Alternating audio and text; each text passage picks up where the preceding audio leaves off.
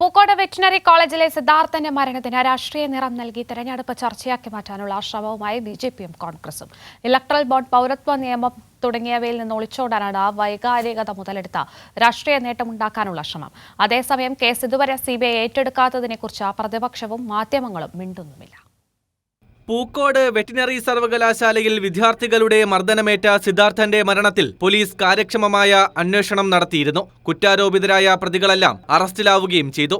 സംഭവത്തിൽ സിബിഐ അന്വേഷണം വേണമെന്ന രക്ഷിതാക്കളുടെ ആവശ്യവും സംസ്ഥാന സർക്കാർ അംഗീകരിച്ചു. മാതാപിതാക്കൾ മുഖ്യമന്ത്രിയെ കണ്ട് ആവശ്യമുന്നയിച്ചതിന് പിന്നാലെ അന്വേഷണം സിബിഐക്ക് വിട്ട് വിജ്ഞാപനമിറക്കി. കേസ് ഏറ്റെടുക്കണമെന്ന് സർക്കാർ മാർച്ച് 9-ന് സിബിഐയെ അറിയിക്കുകയും ചെയ്തു. എന്നാൽ ഇക്കാര്യത്തിൽ ഇനിയും തീരുമാനമെടുക്കാൻ സിബിഐ തയ്യാറായിട്ടില്ല.